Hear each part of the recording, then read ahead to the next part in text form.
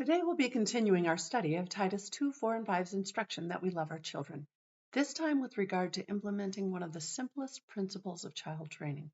Hello, and welcome to Wisdom for Women, where we study the Word of God and the words of God, applying them practically to our daily lives, our habits, our decisions, our personalities, our work, our play, and our relationships. This is a gender-specific channel for women. 1 Timothy 2:12 says, "But I suffer not a woman to teach nor to usurp authority over the man, but to be in silence. At the same time, I'm commanded as an aged woman to teach the young women."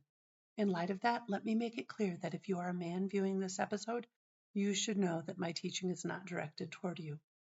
Today and every day, I'll be reading from the centuries-old Authorized King James Bible, the perfectly preserved English translation of the very words of God, and we will together study to show ourselves approved, workwomen who need not be ashamed, as we rightly divide the word of truth. Let's review our scripture. Titus 2, 4, and 5 says that they, meaning the aged women, may teach the young women to be sober. We've already covered that one. To love their husbands. We've already covered that one. And to love their children. To be discreet, chaste, keepers at home, good, obedient to their own husbands, that the word of God be not blasphemed. We're on the topic right now of loving our children, and in today's episode, I want to talk about what I consider the third core principle of child training: to make all positive behavior productive and pleasant, and to make all negative behavior unpleasant and counterproductive. Last time, we discussed the first two principles of child training: to train our children to fear the Lord and to train our children to be likable.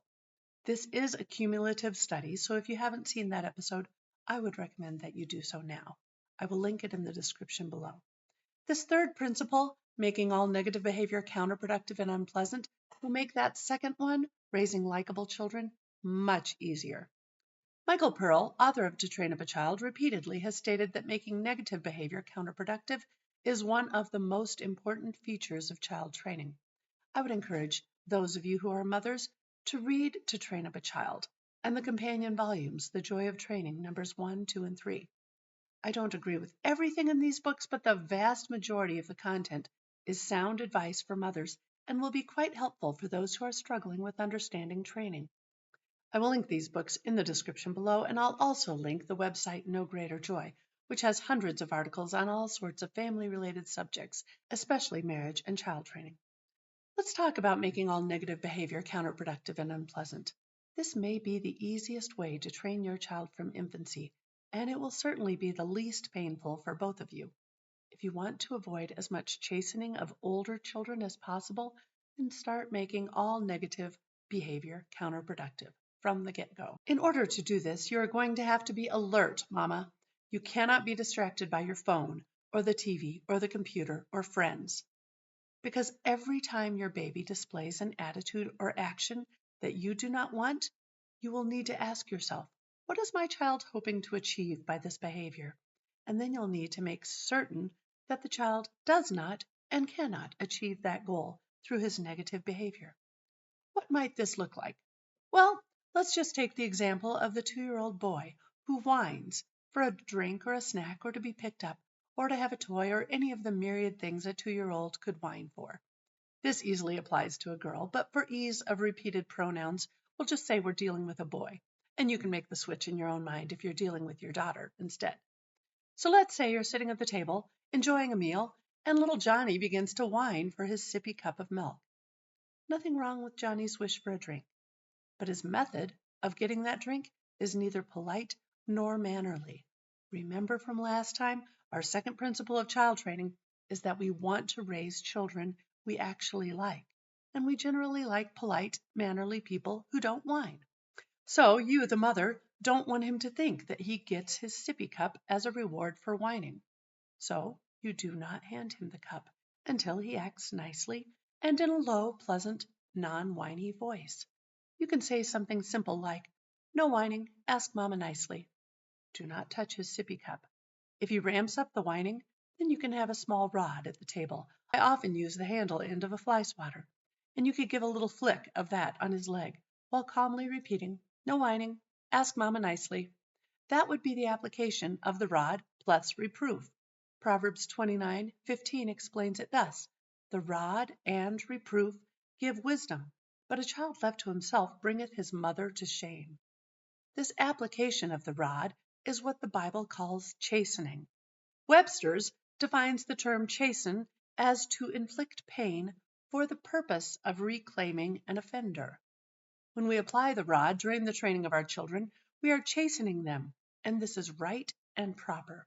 Proverbs 19:18 tells us, "Chasten thy son while there is hope, and let not thy soul spare for his crying." Hebrews 12:11 reminds us of a wonderful promise related to chastening. "Now no chastening for the present seemeth to be joyous, but grievous. Nevertheless afterward it yieldeth the peaceable fruit of righteousness unto them which are exercised thereby."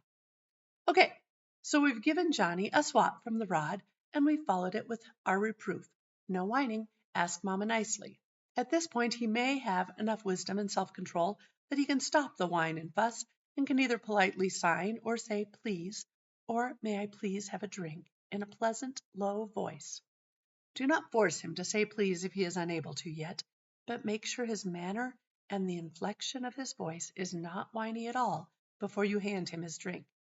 When he asks for it in an approved way, then smile and hand it to him and say something positive like, "Oh, yay! Mama likes to give a good drink to such a polite boy." Let him see your joy and favor toward him, and then move on with the meal. This should not turn into all-out warfare unless you're trying this on a previously untrained child, and then it might get more complicated. We'll talk about that in a moment. But the thing to remember right now is that the most important part of making all negative behavior counterproductive and unpleasant is for you to be 100% calm and consistent every time. If every now and then you're busy and distracted with your phone or other children or a conversation and you hand the sippy cup to a whiny boy, then he will continue to attempt this whining tactic because it worked once. You've trained him to whine. As his mama, you must eliminate any possibility of him receiving a reward for his whining. He must know that without exception, he gets nothing when he whines. It doesn't matter if he sees his neighbor getting his own way by whining. He knows that it doesn't work that way with Mama. Mama only rewards polite, pleasant requests. Now let's say you've failed to train your 2-year-old not to whine, and you're now faced with having to make up for lost time. Do not give up, Mama. You can still train your little one. It'll just take much more dedication and work on your part.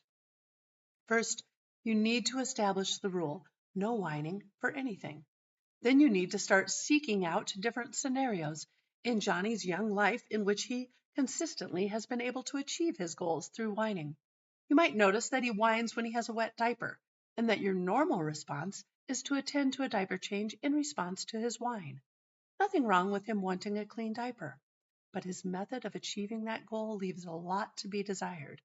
If, when he comes to you whining and walking uncomfortably, you immediately see to his need for a fresh diaper without correcting his method, then you are training him to keep whining and expecting his environment to alter in response to his whine. So you need to establish a new order of acceptability with him in this department. When he comes to you whining with his soggy diaper, you say, "No whining, Johnny. Ask Mama nicely." If he is able to say please, then tell him, "Say please to Mama" in a nice voice. If he does, great. Pick him up and change him and tell him how happy you are, that he's a big boy who can ask politely.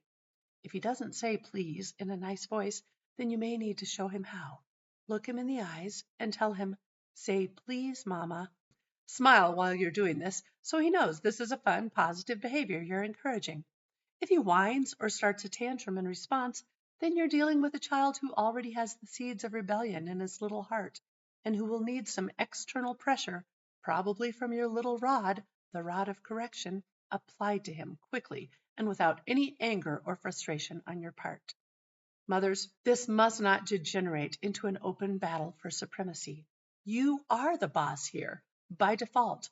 You are the wise, controlled, dignified mother, and you're simply letting him know the new law of the land. He needs to know that under your benevolent regime, compliance with the law reaps pleasure and success. Rebellion against the law reaps unpleasantness, frustration, and defeat. Do not be angry with your child if he has the seeds of rebellion already in his heart. Do not be angry with him if he continues to try to whine or throw a tantrum when he is suddenly denied your instant obedience and compliance with his whining.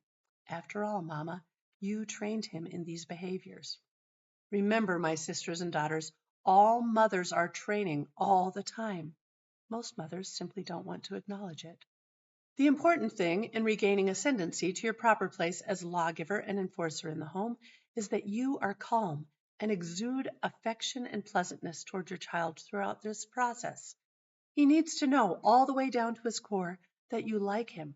That knowledge needs to be the foundation of security that lets him learn to adapt his behavior to comply with the laws of the land. He needs to feel a drive to please you and be in harmony and communion with you. If you show anger or rage or dislike toward him, then you will undermine every bit of training, and he will cultivate bitterness and resentment toward you in his heart. But if you can cheerfully give him a swat, smile at him and say, "No whining, Johnny, ask Mama nicely," and can continue this until you win and until he does ask Mama nicely, then you've won your battle. You'll need to reinforce this positive behavior in him for a while, but it should be easier each time. If, however, little Johnny has a particularly strong will that has been trained in defiance and rebellion, then you may need to introduce even more unpleasantness into the mix. Let's say now that Johnny is whining because he wants you to pick him up. Nothing wrong with his desire to be picked up. The only wrong thing is the method he employs to gain his objective. So you say, with a calm smile, "No whining, Johnny. Ask Mama nicely." Johnny ramps up the whine into a howl. You give his bare leg a quick flick of the rod and repeat, "No whining, Johnny. Ask Mama nicely."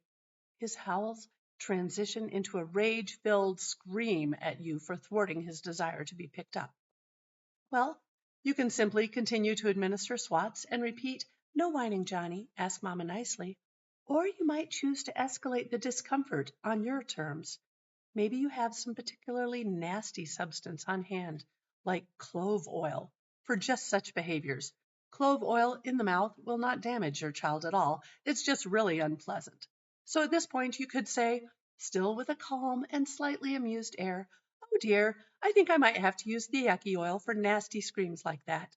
And then into his mouth goes a drop of clove oil. The most important thing here is that you keep making his whining or whining turned into tantrum behavior completely counterproductive. He never gets his way when he whines or when he has a tantrum. In your own mind, as you have this little showdown, you need to be asking yourself, what is Johnny's end goal here? And how can I prevent it until he complies with my new standards of this home? Mama, you know your child better than anyone, so you can adapt your training behavior to fit every nuance of his little personality. Maybe you discern that his real desire in whining is for your undivided attention. Therefore, to make all negative behavior counterproductive, you would want to deny him your attention. So maybe you don't want to apply that rod of correction, your little fly swatter, in this scenario, because that gets him your attention. There are children who are so thick-skinned that they don't mind swats as long as they feel they have the power to command your undivided attention and derail everything else in the household. So maybe if you can discern that he just wants you to pay attention to him and only to him, you simply ignore his whines.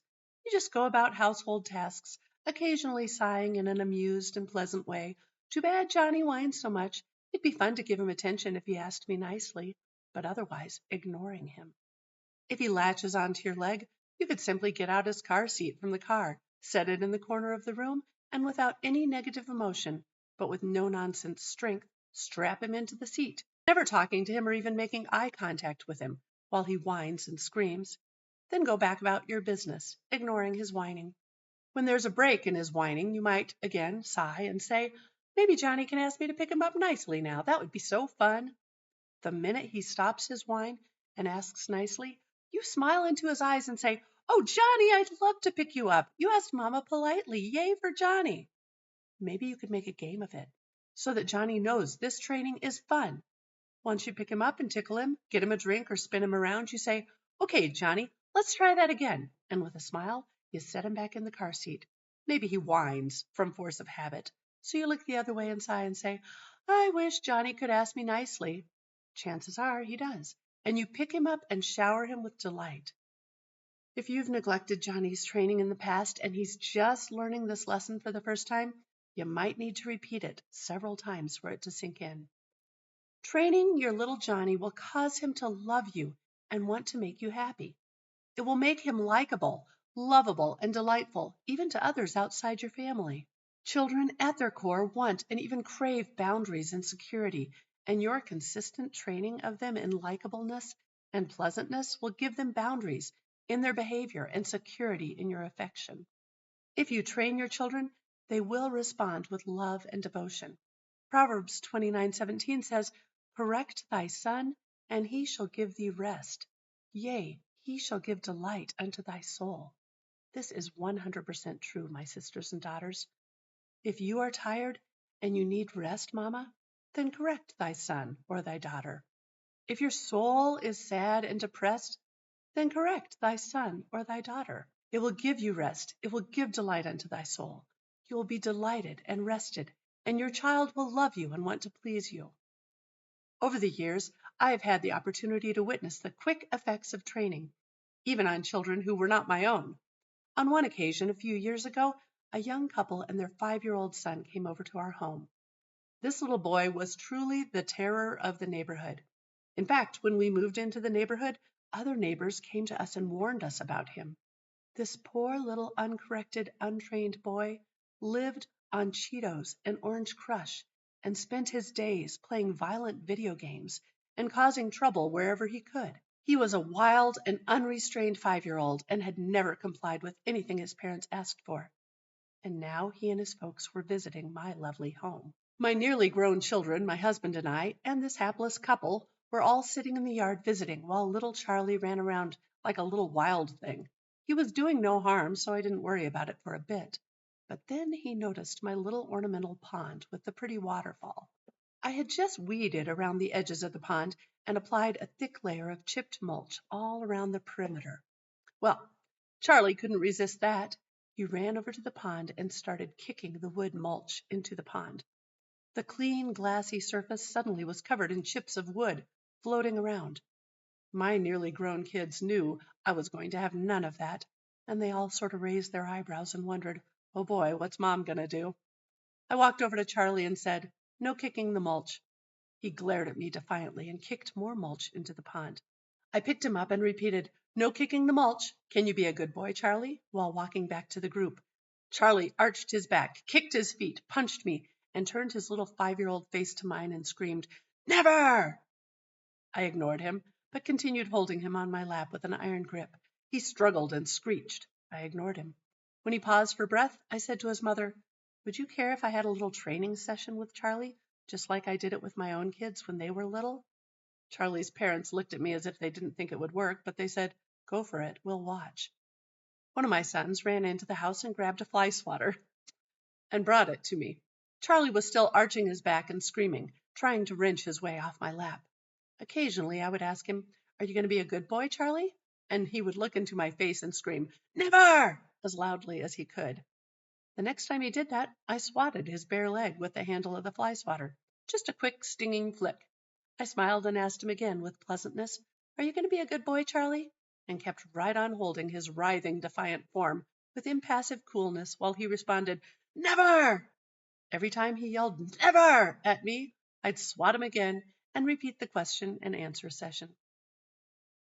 I wish I could say I had immediate success, but Charlie had been trained to be an absolute terror, and it took 15 minutes of my calm, stinging swats and asking him, "Are you going to be a good boy, Charlie?" for him to come around. By that point, his parents were staring, rather wide-eyed, when suddenly, after another scream of "Never!" and another swat and "Are you going to be a good boy, Charlie?" Charlie took a big breath, let it out in a big sigh, and relaxed against me. I watched tears run down his mother's face as Charlie suddenly turned his little body around on my lap and threw his arms around my neck and gave me a huge hug. I praised him for being such a good boy. I asked him if he was going to kick the mulch. Completely chastened and in a pleasant voice, he said no, he wouldn't ever kick the mulch again. His mother said with a shaky voice that was like a miracle that had happened to her son. I took her son by the hand, and we walked over to his mother. I said, "Charlie, I just used this fly swatter for you today, but I'm giving it to your mama now so she can use it. Do you think you can be a good boy for your mama?" Charlie looked up at me and smiled and nodded. Sadly, I don't think his mother ever did start training Charlie. But from that point until the day we moved away from that neighborhood, Charlie and I were best friends. When his family would visit, he would run straight to me and help me with whatever I was doing. I even let him stand on a chair and help me wash piles of breakable dishes, and he would handle them with perfect care. He never broke one. Charlie would talk unreservedly with me and tell me things that interested him, and he would always give me a big hug when he arrived and when he left. I had simply spent 15 minutes of my life training him and letting him know the law of my home. 15 minutes of one day correcting him. And yet Charlie gave me rest and brought delight to my soul. I remember another little child, Anna, who was the 4-year-old daughter of a friend of mine. She, like Charlie, had never been trained to be self-regulated, obedient, agreeable, or compliant. Anna came with her mother to a meeting of many women in the home of a friend. Throughout the meeting, as we sat around a long dining table, Anna was constantly picking up items from the table and nearly breaking them before her mother would angrily snatch them from Anna's destructive little hands. When she couldn't gain attention this way, Anna would turn on her mother's lap and tap her face or hit her arm until her mother finally let her down onto the floor. Once on the floor, Anna would get into all sorts of mischief, opening cupboards and doors and touching more breakables and bookshelves full of books. My husband was going to pick me up from this meeting, and I was supposed to call him when it was nearly done. So I stepped away from the table and went into another room to call him. I closed the door behind me so that I would be able to hear my husband over the hum of women's voices. Well, little Anna opened the door and walked in while I was on the phone. I motioned for her to close the door behind her, but she merely looked at me defiantly. I said, "Anna, shut the door." She stared at me in challenge. I calmly walked over to her, bent down, and gave her a good stinging whack on the back of the legs before repeating pleasantly, "Anna, shut the door." She sniffed back tears and shut the door, and I gave her a big smile before continuing to talk to my husband on the phone. Afterward, I walked out to the table and took my seat with all the other ladies. About 30 seconds later, I noticed that Anna was crawling up my chair.